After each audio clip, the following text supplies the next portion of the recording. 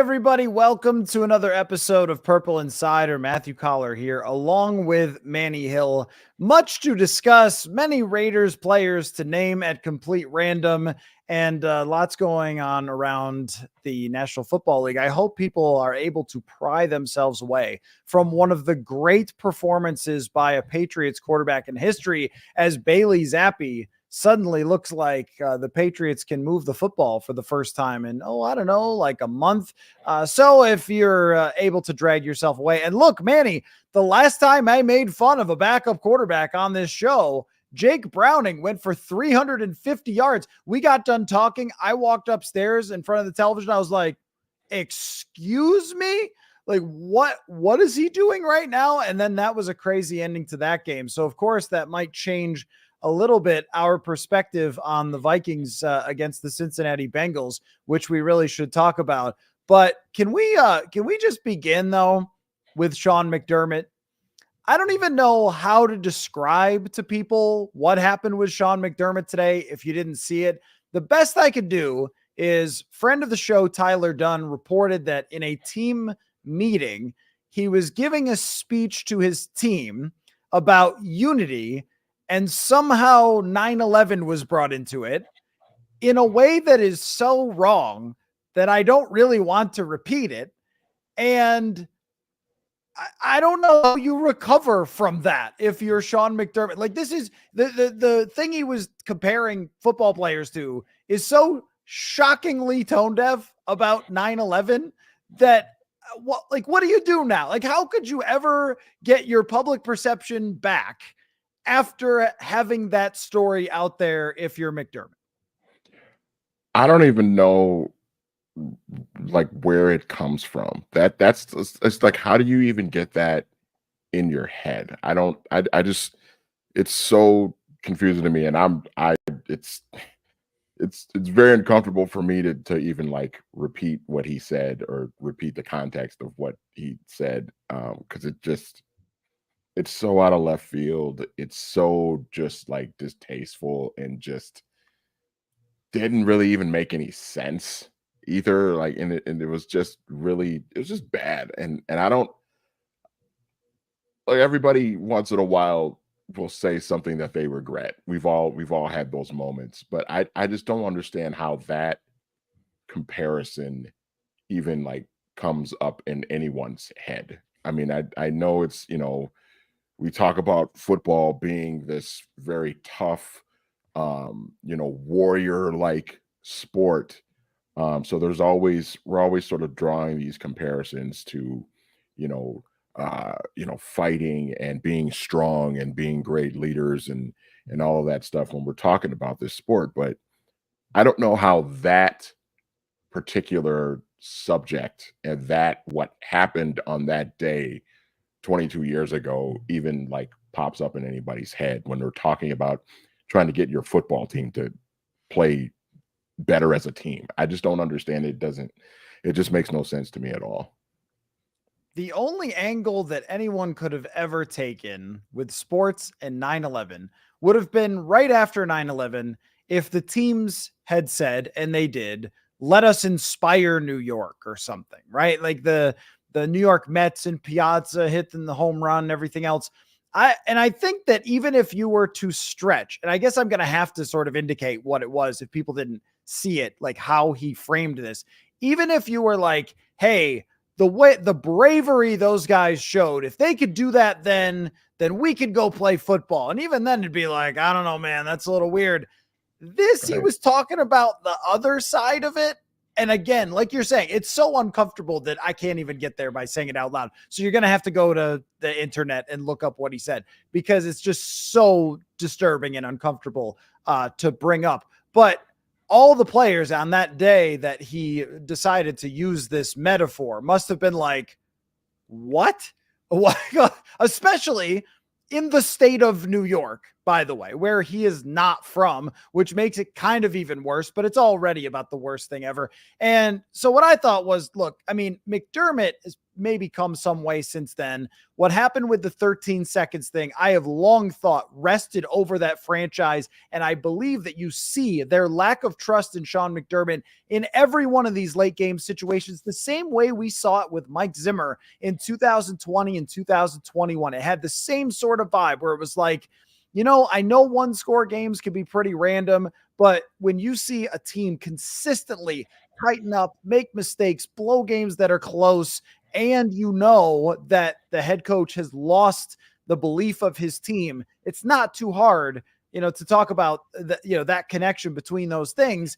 And from the other side of it, one thing that's kind of wild to me is Kevin O'Connell's normalcy as a head coach. Because the other day, Kevin O'Connell comes out and says, and we've gotten used to O'Connell, so we probably don't even think about this now, but he comes out and says, you know what? And he says a lot of words, so you have to parse through it to get it. Conferences are like a little much. But he says, I should have done some stuff better for Josh Dobbs, and some other people let him down. So my response was to get with Josh Dobbs, watch tape, communicate, talk about what works for him, what works for me, and then I'm naming him the starter. So he's telling us who the starter is, which I don't know that some coaches would do. I think they'd play some game. It's a mystery.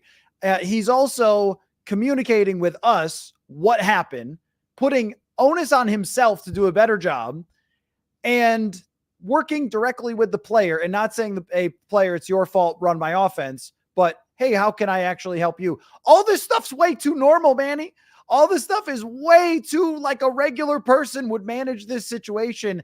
And I just think that this McDermott thing shines a light on how important it is for a head coach to be able to communicate with your team effectively, and how not having a crazy football psycho man can actually give you a legitimate edge as a franchise.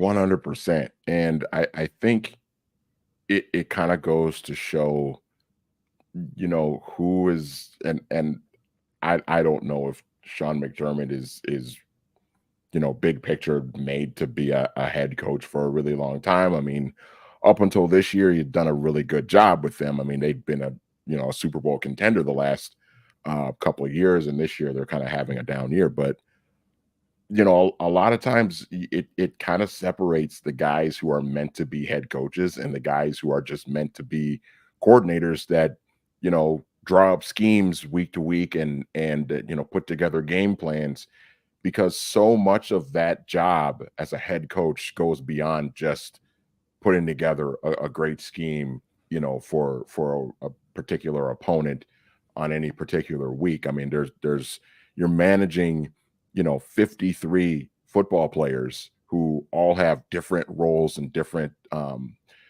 connections to whatever franchise you're coaching. And you have to make sure that everybody's all on the same page. You've got to make sure that, your coordinators are putting together a strong enough game plan. And if it's not working, you have to be the one that says, this is not working, we need to do something different. And you have to take ownership of that. And you can't, be a guy that throws players under the bus. I mean, some guys are able to kind of handle that tough love. Other guys are not. And the guys who are not, you've got to be able to manage those guys in a different kind of way. You can't just go by one simple principle that, is sort of a one size fits all for every player on your team. You've got to be able to connect with guys in a different way. Kevin O'Connell may have to talk to Josh Dobbs differently than he talks to Kirk Cousins. In fact, I'm fairly certain he has to do that because they're two different guys. They're two different players. So I think it really speaks to, we've talked about the different things with Kevin O'Connell and how, how good of a job that he's done. And he's not perfect. I think everybody can acknowledge that, but you look at what they were able to do last year and, all the different adversities that they were able to face this year. And here they are, the last 2 weeks haven't gone great for them, but overall, like here they are still in a pretty good position to even make the playoffs still, depending on how things go. And that's more than just game planning on a week-to-week basis. That's connecting with your players and knowing the right things to, knowing what makes certain players on your team tick and what gets them in the best position to be successful week in and week out. And Kevin O'Connell's done a nice job of that. He really has. I also think that O'Connell playing in the league is pretty important. And that's not to say that coaches who didn't play in the league can't be great. Andy Reid didn't play in the league. Bill Belichick, of course, was not the nose tackle for the Jaguars or something. He's, I guess that would have been the wrong era. The St. Louis Browns or whatever. Like, there's a lot of great coaches who were not great players. And so I don't want to entirely make that connection.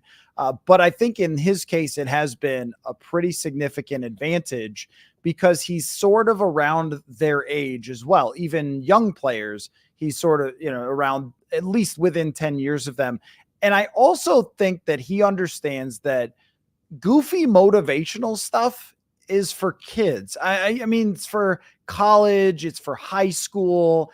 And clearly McDermott was stretching for some kooky, crazy comparison to tell the team to work together better. And there are other stories in this Tyler Dunn article about this, where he's trying to use like real world events to tie into the football team.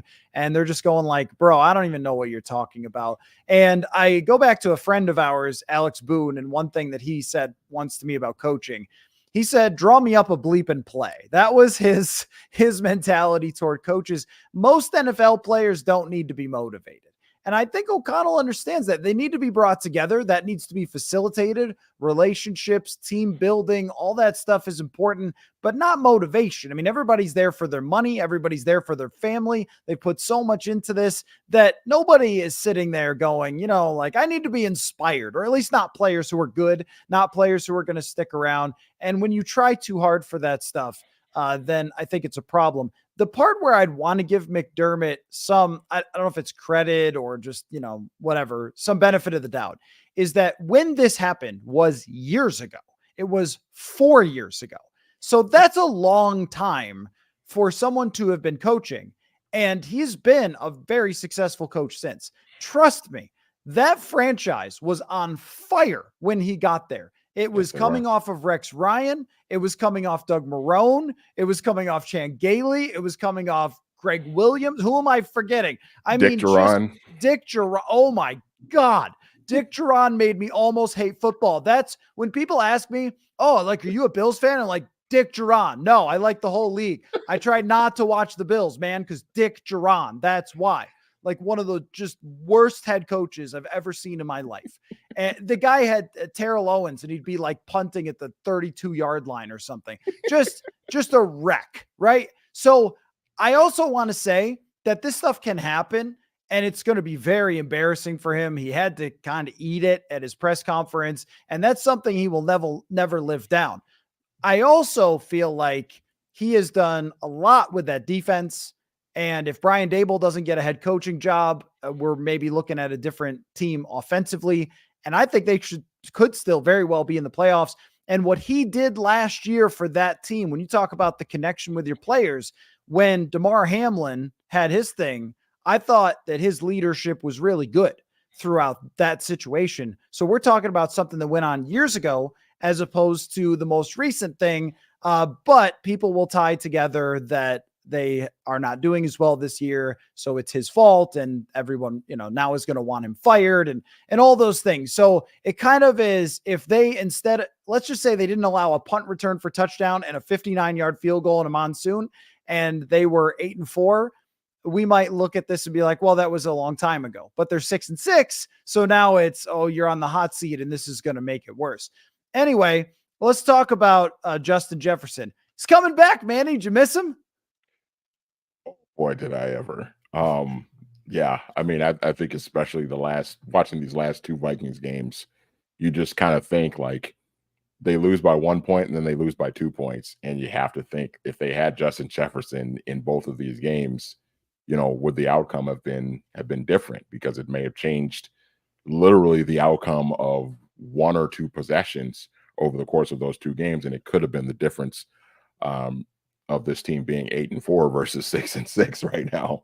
And if they're 8-4 going into their bye week right now, you're feeling a lot better about this football team than you are right now. So yeah, it's great to see him back out there. I'm excited to see, what happens between him and Josh Dobbs if there's, if he's able to get him the ball a lot, how much more productive this offense can be. And we know about, what Justin Jefferson does for the other skill position players on the field as well. He takes a lot of pressure off of them because he's going to draw a lot of attention. So is that going to help Jordan Addison a little bit more? Is that going to help TJ Hawkinson? And some of the other guys in the passing game, and will it help the running game as well, depending on what the Raiders decide to do defensively. So yeah, I mean it's going to be great to have him back, and I'm just really excited to see how this offense turns out with him in the lineup. So here's a crazy stat for you. You know how people are excited about Jaden Reed for the Green Bay Packers? Like, oh, he's like an emerging star, young receiver, right? He still has fewer yards receiving than Justin Jefferson. Yep. Justin Jefferson has played 6 fewer games than him.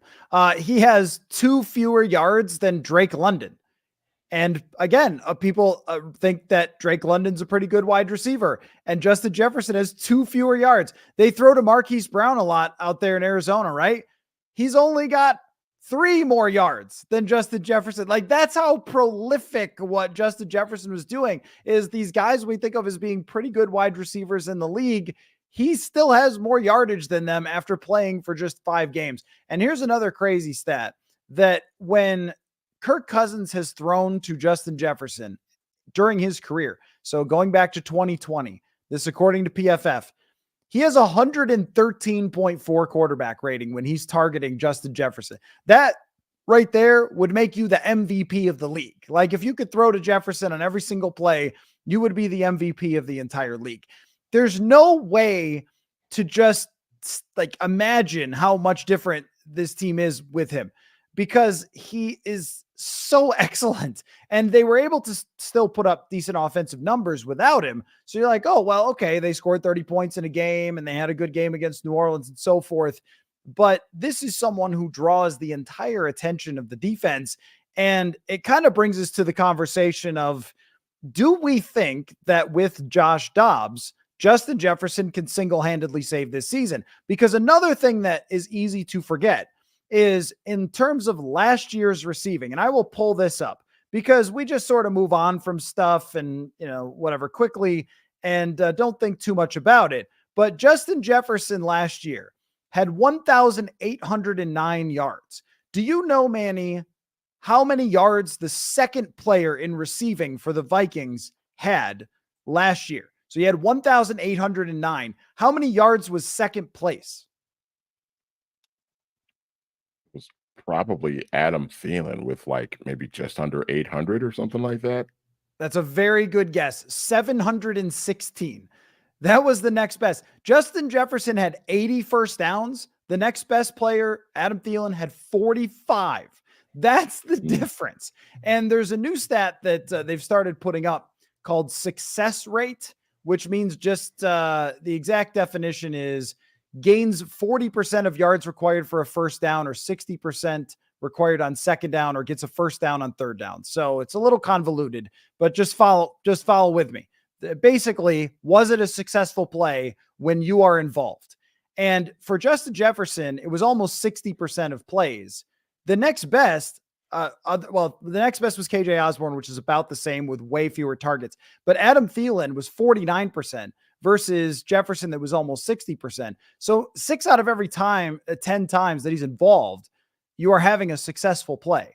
That just can't be quantified exactly how much he could potentially impact this offense. The only thing is there enough time, right? Because they need to go 3-2 the rest of the way.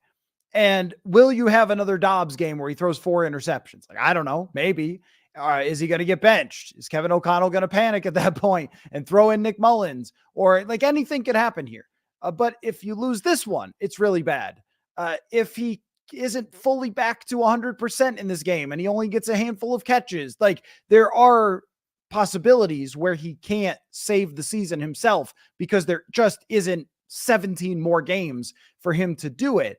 but his impact, as you were, not you, but everyone losing their minds over Chicago, like, yeah, if he's there these last 2 games, they probably win both of them. And that gives to me way more confidence that they could be in the playoffs. Yeah, and there's going to be that question of on Sunday. It'll be one of the first things that I watch is that first throw from Dobbs to Jefferson. Whenever that's going to be on the first. I mean, I got to think there's going to be one on the very first possession that they have. There's going to be something where that football better go to Justin Jefferson. And we saw 2 weeks ago against the Bears, we saw Josh Dobbs. The timing was a little bit off. Even on the interception that was deflected off of Addison's hands, you could kind of see he kind of threw it behind him a little bit. Jordan probably still should have caught it, but it just wasn't exactly, the ball placement on that throw wasn't exactly where it needed to be.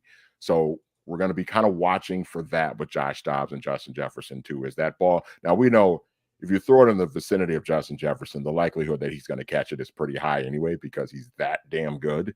But the timing aspect, the anticipation on the throws that we see from Josh Dobbs is going to be really key. And that's going to be something we're going to be looking for, I think, early on. If it looks good early, you got to think it's going to continue throughout the game. But early on, I'll be looking for all right, what's the timing look like? Is it, are they in a good rhythm? Jefferson's playing his first live game in almost 2 months, it feels like. So, there's going to be all these different things to look for to see if they can get into a groove early on. Having this be the first game out of a bye week, I think, is probably going to help them a little bit, because they had some extra time to really kind of get for Dobbs and Jefferson to build some chemistry without having to do it on the football field. So early on, I think we're going to see, how this thing is going to look. And if it's smooth early on, then I think we're going to be feeling pretty confident going forward the rest of the season. Is there anything that could happen in these final 5 games that would change the price tag for Justin Jefferson when it comes to negotiations next year?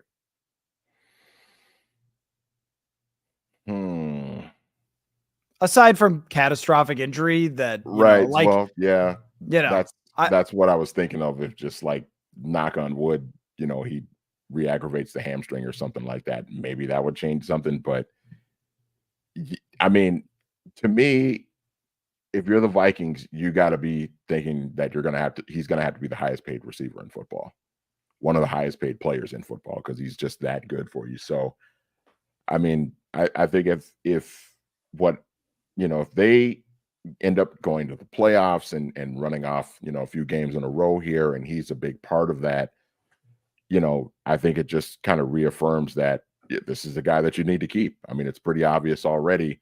And I think they're going to have to break out the Brinks truck. I think either way, you're going to have to pay this guy, and you're going to have to pay him top dollar to keep him, and you should. It makes no sense at this point to go in any other direction. So I'm assuming, right, that we're talking highest paid receiver in the league. And my guess would be it's somewhere in the ballpark of $30 million, maybe a little bit more. It'll be the guaranteed money that he cares the most about, and that will top whoever is the highest guaranteed money at. I don't have it up right now. That's almost deadlock. The only thing that could push the price any higher, because of course, last year he had a historically great year, one of the best ever in Vikings history, offensive player of the year. It's not like his price could have been any higher last year, which may have been one of the reasons that they didn't do it, because they thought, well, when you're already number one, where's it going to go? And somebody brought this up, that it's not like any other receivers were signing mega deals.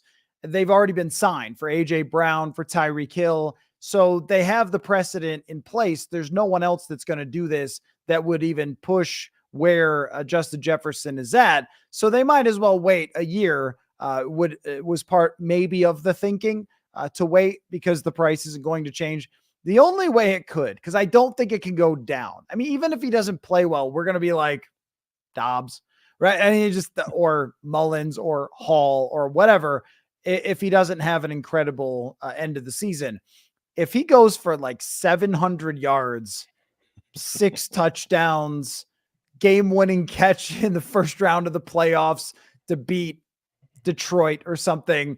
I don't know. Again, I don't know if there's anything that he hasn't already done that it could go up, but it might go up then. Like whatever you guys were offering last year, let's hike that up even more because I'm the whole offense.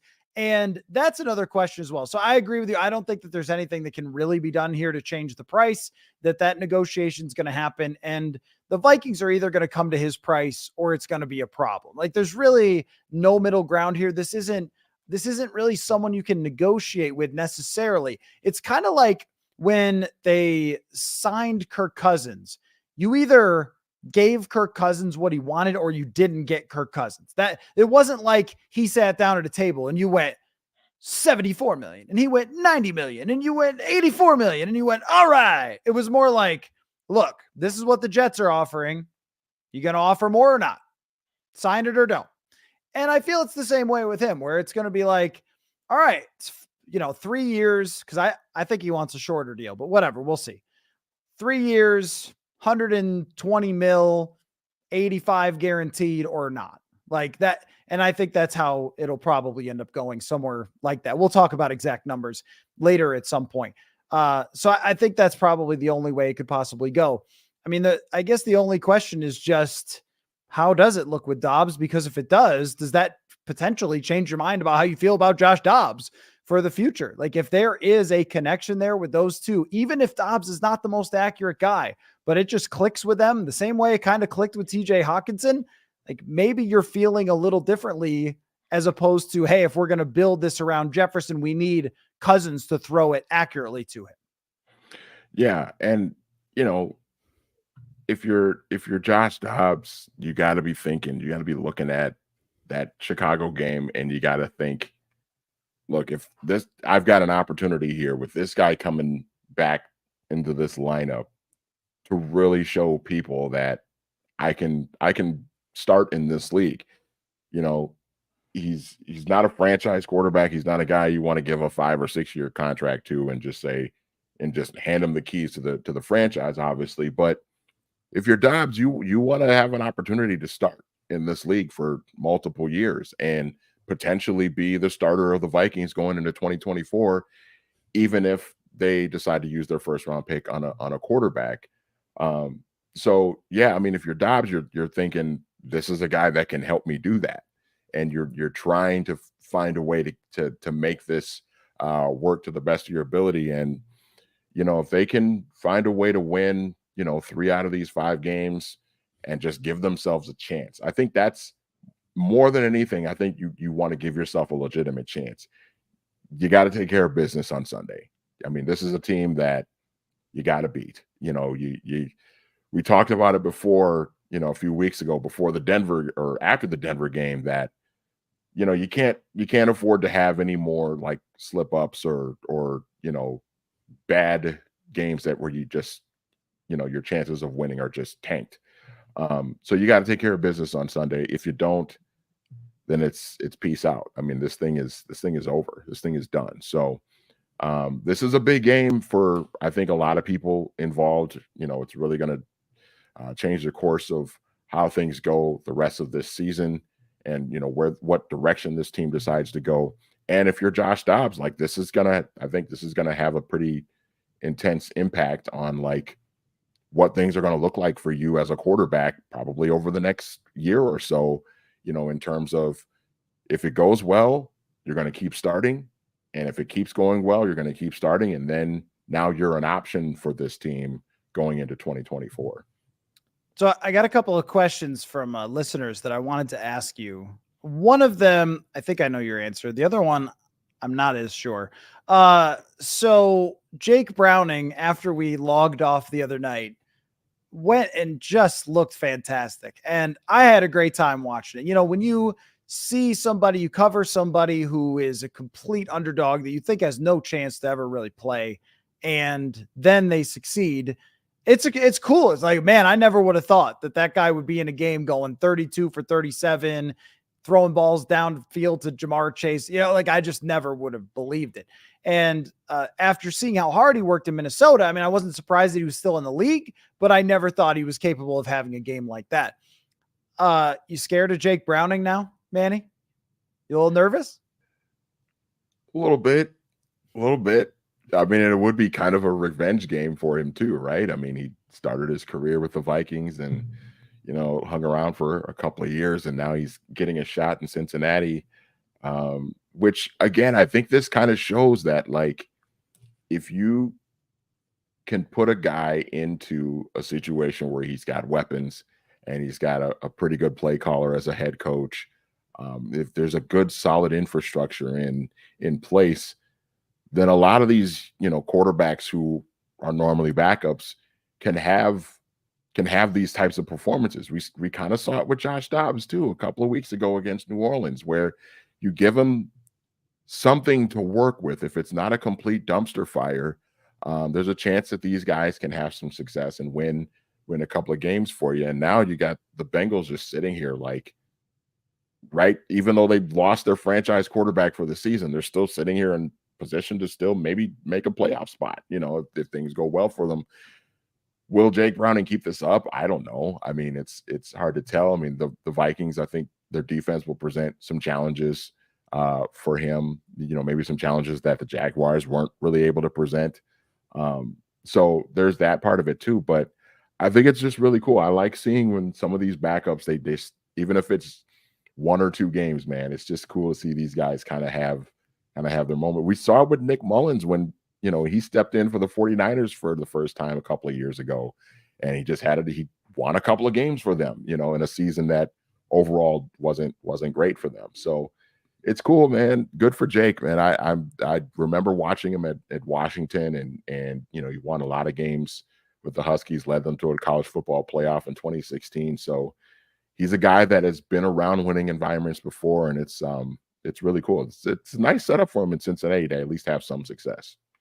Yeah, he had 40 touchdowns that year in college in Washington, which was what caught the Vikings' eye. And then, the thing was, like, they liked him. So somebody else asked, like, did the Vikings miss something on Jake Browning? Like, okay, let's not go crazy here.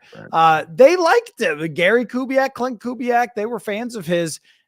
But in a season in 20, they thought they needed someone who could come in and execute, and they were a little more confident if Kirk Cousins went down. They decided to go with somebody else. Unfortunately, they went with Sean Mannion, who was not able to do that when he got his one start at Lambeau Field, which would have been hard enough for Kirk Cousins and no guarantee for him. And it turned into total disaster. And then after the game, did you want to get a look at Kellen Mond? Not particularly. So that, that actually Jake Browning caused that to happen, but you could understand, if I'm getting my years right, I think I am, 2021, yep. That why they wouldn't go with Browning, because after he had that great night practice that everyone remembers, he went into the game against Denver and didn't play very well, didn't really look like he could play in the NFL, but people can get better at this. And Jake Browning clearly has improved. He knows where to go with the football. He's accurate enough, but it also may have been a Matt Flynn game, because when you look around the league, there are 2 backup quarterbacks who have winning records this year. And that is Gardner Minshew, who is a borderline starter. I think like just on the edge, but probably a starter caliber. The other is Tommy DeVito, who won both games like 3-2. So, I mean, well, actually, no, you know what? That's not fair, because against Washington's hilarious defense, Tommy DeVito actually played great. And then he won a game like 3-2 against New England, I believe. So Tommy DeVito probably won't stay 2-1. Those are the only 2 guys. The rest are either 500 or worse for backup quarterbacks. That's what's so tough. But the Bengals offense, Zach Taylor, the way he adapted things there, it looked pretty good.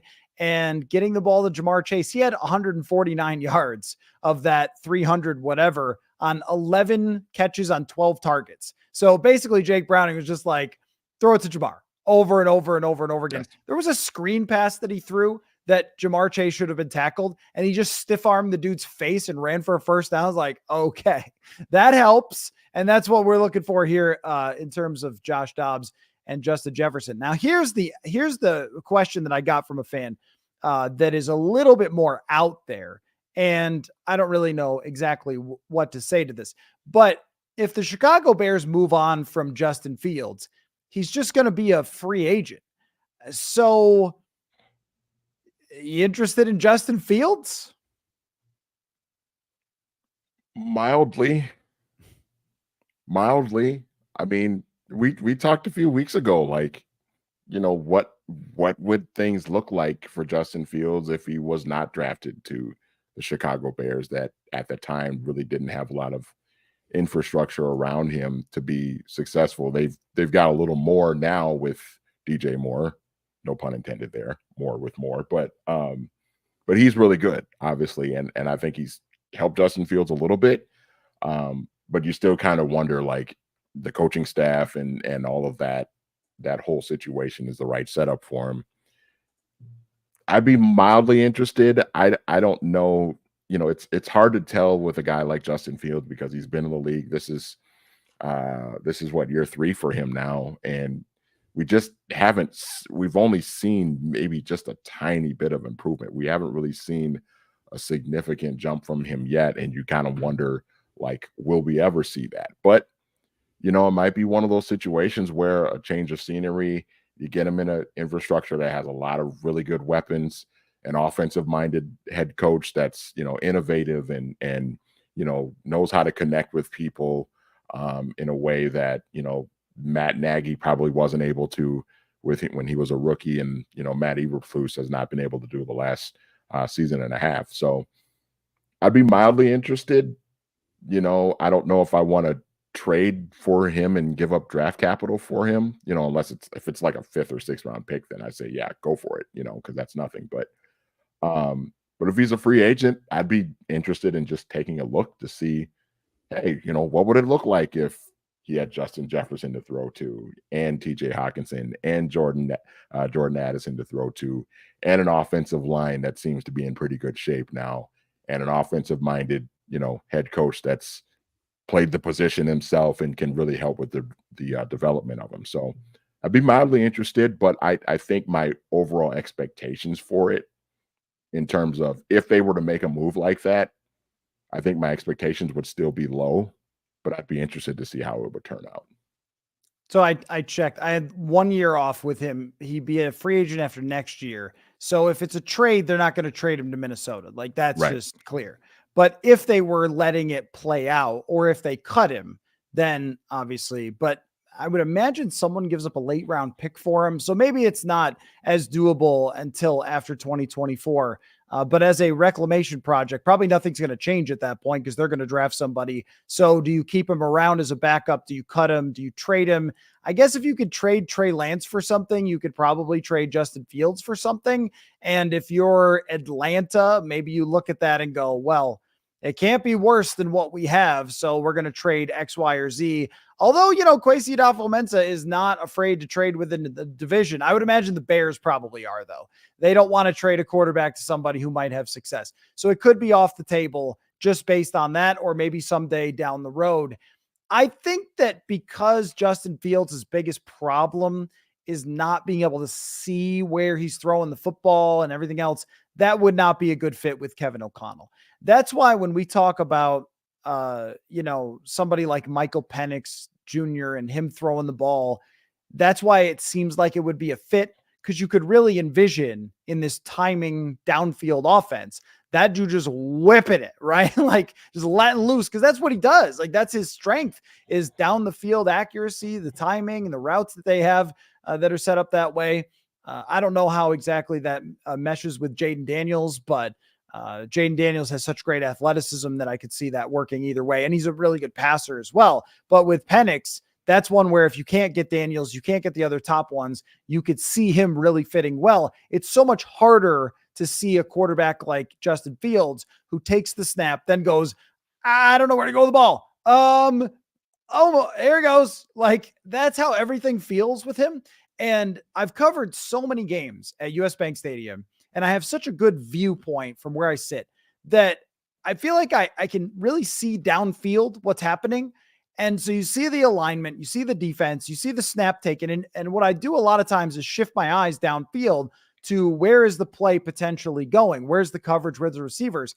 And there's so many times every Justin Fields start where you're like, whoop, that's where it was supposed to go. And nope, he didn't throw it. And I mean, if you're DJ Moore, you got to be like, what's your deal, bro? And this is why I think they might go with Drake May, by the way, instead of Caleb Williams. Everyone thinks it's Caleb Williams. I would not be surprised at all if they went Drake May, because they want someone to be on time with DJ Moore, who can be on the same level as a lot of these elite wide receivers. But that would be my major holdup. And people can show me stats. Oh, over the last 17 games, he's got a 90 quarterback rating or whatever. I have a really tough time thinking you're going to win a lot of games with someone who can't throw in rhythm. And it either has to be some big play, some screen, which he threw 50 of them against the Vikings, and I don't know that any of them worked, or he just has to scramble. Like that to me just doesn't seem like a winning type of model. So I don't know. Also, how many times have we ever seen it work for that guy who's a bust who goes somewhere else? It's just so rare. And if it works, it might work for a brief moment and then it just, dissipates. We see Baker Mayfield's on like his fourth team. Sam Darnold's on his like third or fourth team. Somebody always trades for these people. And usually if a team is ready to bail, there's a good reason for it. Yeah, 100%. And, I think in the case of Justin Fields too, it's, we talk about like how much flexibility these teams, when they have a young quarterback on a rookie scale contract, how much cap flexibility that they have to go out and get other players and to try and improve the roster. If you're the Vikings and you were to bring in Justin Fields, it's like that time, that window to really kind of build the roster kind of shrinks because he's already in year 3. So even if, hypothetically speaking, we don't think this is going to happen, but hypothetically speaking, you pull off a trade with the Bears, you essentially have like one season of like that sort of that flexibility. And, we figured you're moving on from Kirk, so you still have the $28 million dead cap hit from letting Kirk go. So how much flexibility do you really have within that window if your window is essentially only one season if you were to make a move for Justin Fields? And, Fields is a guy that I think if he's going to have any sort of success, beyond the Chicago Bears, it's going to have to be in a really good situation with a team that has everything in place around him. Otherwise, you're going to be relying on him to really kind of, carry things for you. And I don't think that he's a guy that's capable of doing that. Just hear me out. Read option in Atlanta with like 3 running backs in the backfield, and he just runs read option every time. And then he throws 8 passes a game. Maybe that could be it. Probably not though. I don't think that's going to work. So you have a list of your favorite Raiders of all time that we have to get to. And I want to let everybody know that tomorrow at 5:00 Central, I will be doing a live stream from Vegas. So I'm headed out there tomorrow morning. And then in the early evening in Minnesota time, I will be doing a live stream from Stadium Swim at Circa. If you're headed out there, you can still join the party, circalasvegas.com. There's a place to RSVP where it says Sportsbook, huddle up at Overhang. Click there if you want to come to the party that they're going to have Friday night. I've been told that there is a lot of Vikings fans who have RSVP'd. So if you're headed out, feel free to join, and I'll be doing a live stream from there. Murph's going to join from Minnesota. Then Murph's flying out, and he's going to be out there for the game as well. So that should be interesting. And I got to remind you guys about prize picks and make my prize picks for the week. And I am going to go because with prize picks, you go either more or less for yardage totals, touchdown totals, all sorts of sports. But of course, we focus on football here. So here are my 3 prize picks for the week, and I'll take your feedback, Manny. Aiden O'Connell, less than 220.5 yards. Josh Dobbs, more than 225.5 yards. And Jordan Addison, more than 34.5 yards for those 3. So I am projecting Aiden O'Connell to not put up a lot of yardage on Brian Flores' defense. Josh Dobbs still to air it out because I don't think the Vikings will stick with the run. And Jordan Addison to benefit from the return of Justin Jefferson. What do you think? I like it. I like it a lot. I mean, I think, Aiden O'Connell has been okay at some points, and he's been awful at other points in the times that he's played. And I think Brian Flores is going to have all sorts of stuff in store for him. And I think Jordan Addison's going to benefit tremendously from Justin Jefferson's return. I think Josh Dobbs will as well. So I think I like those picks. Makes sense to me. All right, prizepicks.com and use the code PURPLE, and they will match up to $100 for your first deposit. Daily fantasy sports made easy. All right. We do this every Thursday before a game when we can, when it's not a Thursday game, where we look at the other team's all-time roster and pick our favorite players of all time. So I have 5 of my own, and you have made your list as well. So favorite Oakland/Los Angeles/Las Vegas Raiders. Who is on your list, Manny? So I'll start off by saying this was probably the hardest list to put together because there are all sorts of great candidates for this, such a storied franchise. But I'll start with number 5. This might be a little shocking to you. Maybe, well, you know what? You know me well enough. Probably not. Number 5 for me is Charlie Garner. And I'm going to tell you why. In 3 seasons with the Oakland Raiders, Matthew Coller, Charlie Garner, he ran for 2,354 yards in 3 seasons. So just under 800 yards a season. He also caught 211 passes in 3. That's 70 catches a year for a running back. That's insanity, including one season with them in 2002, the year they went to the Super Bowl. He caught 91 passes for 941 yards out of the backfield. That is insanity for a running back. Only some of the great Hall of Fame running backs of all time, guys like Marshall Faulk, you know, LaDainian Tomlinson, were guys like that you threw the ball that much to out of the backfield. And Charlie Garner was terrific out of the backfield in that offense, that Gruden and Bill Callahan sort of West Coast offense. He was great. So Charlie Garner is number 5 for me. Love Charlie Garner. He was part of a Thunder and Lightning, right? With Ricky Waters early in his career. Is that how it went? Kind of when he broke in. And Philadelphia, yeah. A forgotten hero of the Rich Gannon teams. And Rich Gannon, let's be honest, there were a lot of little checkdowns in Rich Gannon's game there because John Gruden loved that check down to the running back to get some easy yards. So love him. He's a really exciting, really dynamic player. Big fan. Good pick. Good pick. That's deep in the weeds.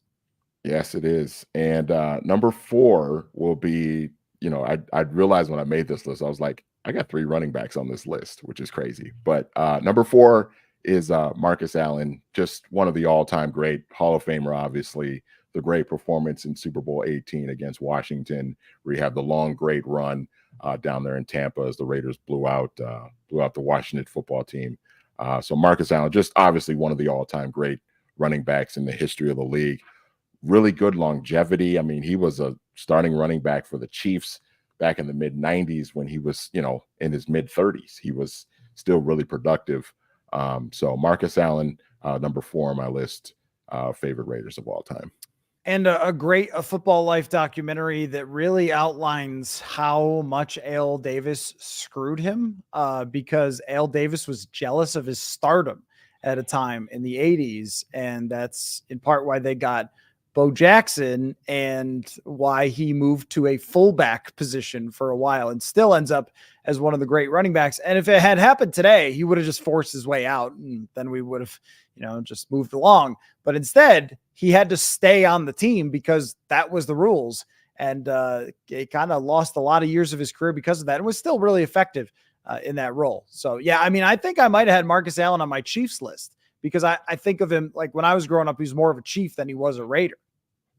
Yeah, absolutely. Okay, number 3 is a quarterback, and not the quarterback that you might think, but this is a guy that won 2 Super Bowls with the Raiders franchise. It's the terrific, resilient Jim Plunkett, who was the MVP of Super Bowl 15 when they beat the Eagles in the Superdome.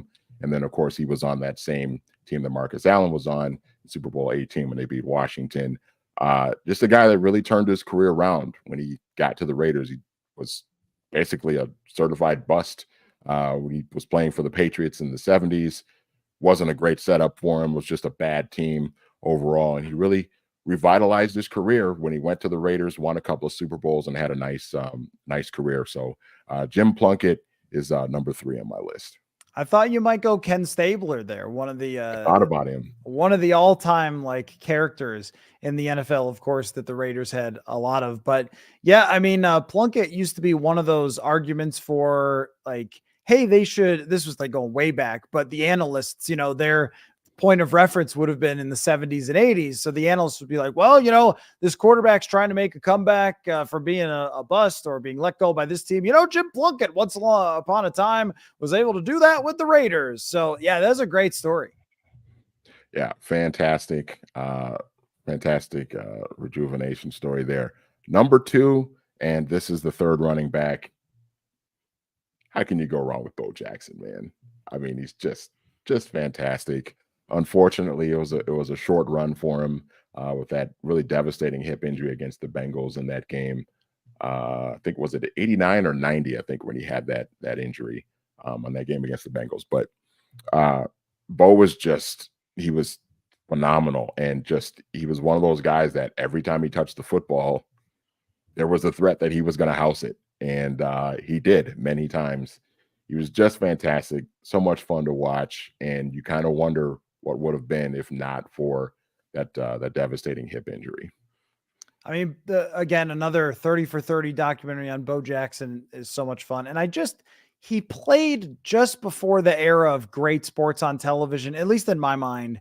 When we get into the mid 90s is when the football on TV just shoots up to a complete different level in terms of the caliber of the broadcast, the access to the broadcasts. And he was just a little bit short of that. I mean, I just think about if a player was doing this now, playing in the NFL at that high of a level, playing baseball at that high of a level, it would be the most insane thing you've ever seen. But also he gets screwed by the technology at the time and the science, because I think if he has that injury, that it's identified really quickly. I think about what happened with Jordan Hicks, where they identified what happened to him so fast and got him to the hospital so quickly and did the surgery like that.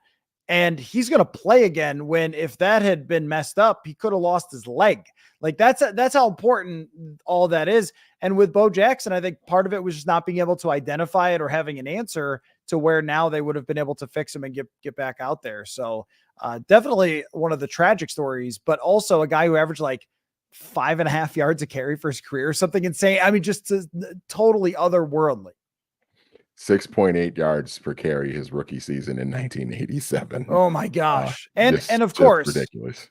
The Tecmo Bowl element has to be brought into it when we talk about Bo Jackson, unstoppable in the video game.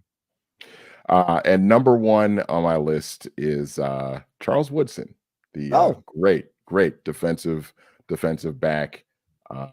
Obviously in the Pro Football Hall of Fame, just one of the great defensive players, I think, in league history, and was really kind of the identity of that Raiders defense for the time that he was there. And then obviously continued on with a great run in Green Bay as a safety there as well, won Defensive Player of the Year and everything. Just one of the great defensive players of all time.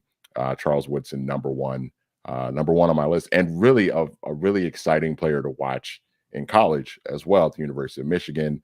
Played 2 ways, played a little receiver at Michigan as well, won the Heisman Trophy in 97 and a national championship too with the Wolverines. So Charles Woodson, number 1 on my favorite all-time Raiders list.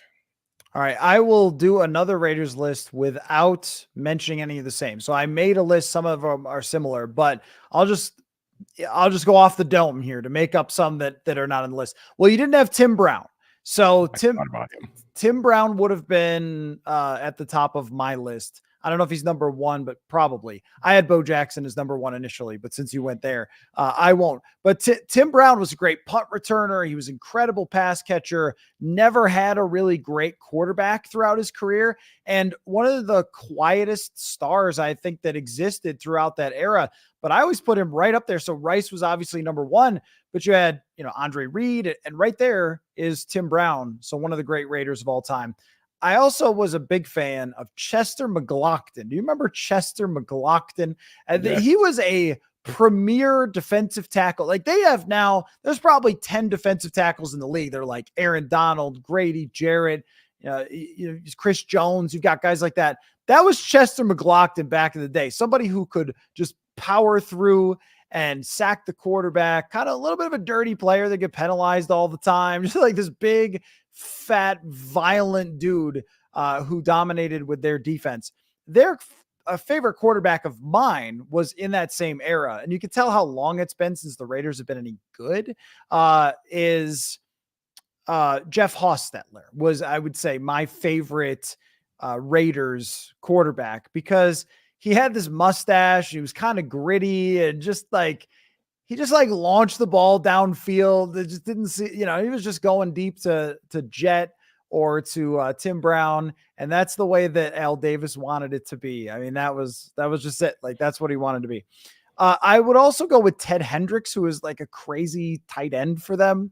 Just a really interesting character. I mean, of all the characters that they had, he was probably the most unique, like one of the athletes that now would have a podcast because he was just a big talker, but also really tough, great player, great pass catcher. Just when I watch the old NFL films, he's always coming up, catching a bunch of passes.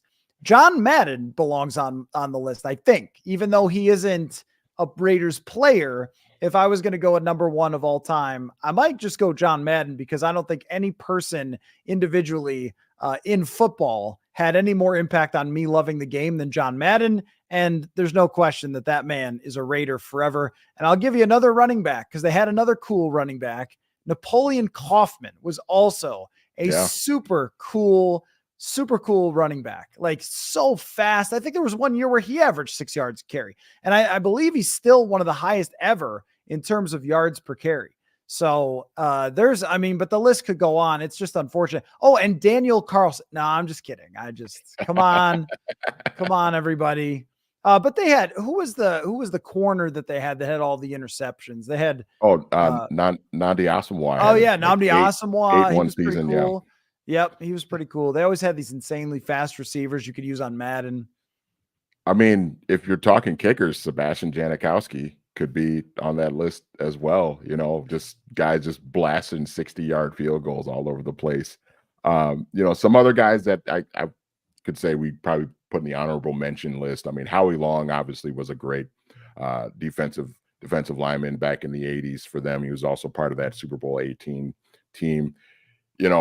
Willie Brown back in the 70s, old man Willie. I know Vikings fans kind of cringe when you mention the name Willie Brown because of the pick six he had in Super Bowl 11. But that close-up shot of him running the ball back in slow motion on that pick six is such an iconic image in the history of the Super Bowl and the NFL and all that too. So, yeah, I mean, I love the Tim Brown pick. I thought about putting him on the list too. Just such a great, just professional and ran great routes. And you go and look at how consistent his numbers were as well in the late 80s and into the 90s. And obviously even on that 2002 Raiders team that went to the Super Bowl, you got Tim Brown and Jerry Rice, two of the oldest receivers in the NFL that year, and they were still incredibly productive. And I think it goes to show you just how great, obviously we know how great Jerry Rice is, but I think Tim Brown is one of those guys that gets kind of forgotten a little bit. But then you look at his numbers and it's like,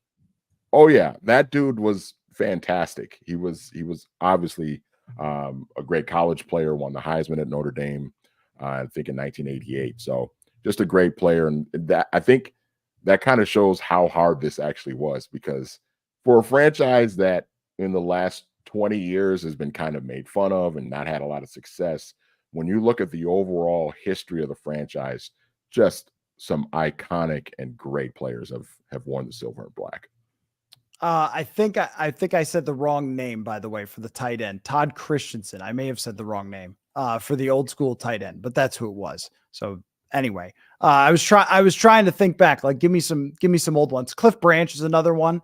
So like from all of those old NFL films where you're right, like the slow motion, like that really shapes your love for the game, is watching the old time NFL films with the music and the big voice and everything else. Like the Raiders are so synonymous with it. Hendricks was a linebacker for them, not the tight end. Hendricks. So I had the right guy from old school Was he the glass eater? There was some guy who ate glass. I don't know. It doesn't matter. Lester Hayes, a great cornerback, and Fred Biletnikoff, who is like the definitive receiver of the day. So yeah, this is a cool franchise that's been absolutely ruined by horrendous management, decision-making, coaching, ownership, moving to Vegas, existing still. There's been a lot of bad. But hopefully that plays in the benefit of the Vikings, I guess, as they head to Vegas, and so do I. And no complaints that I would rather go to Vegas for this game than fly to Oakland. I probably wouldn't have made that trip if they were still out there. So anyway, what do you think? You think they're going to win? I do think they're going to win. I do think the Raiders defense will present a little bit of a challenge for them, just because, they got a good pass rusher in Max Crosby. So he's going to have to be something to kind of watch for. And the defense is scrappy and tough. And it's kind of kept them in some games this year because the offense has just been abysmal. But I think the Vikings getting Justin Jefferson back, I think, will be a huge boost to the offense. And I feel like Josh Dobbs this is going to be kind of a get right game for him to kind of rebound from the disaster that was the Chicago Bears. So I like the Vikings to pull this one out 24-16. I think it should be a decided victory as well. I just, I think their defense is a little bit gritty, but I mean, if you can't beat them, then this is the end of the road. Real quick, Marley asked this question. Is this the worst rushing attack I've ever seen? It is not. It's actually not even the worst rushing attack that I've covered for this team. That was 2016. 2016 Vikings. I believe they were dead last or 31st in rushing. That was only Jerick McKinnon and Matt Asiata and a horrendous offensive line, and they could not run. But it is bad. I actually think it's the same as last year without a couple of really huge plays. It's just as ineffective, and I don't know what that is exactly, aside from Madison's not all that quick, can't hit the holes. And I also, when the head coach runs 17 times in a game that is never separated by more than 6 points, he just doesn't want to run the football. Like, that's pretty clear. So punch that pass button, Kevin O'Connell. Thanks, Manny. And we will talk again on Monday evening. I'm taking a red eye back, so you might have to carry the show on Monday evening, but I will be around. So we will talk to you then. Thanks, everybody, for watching / listening.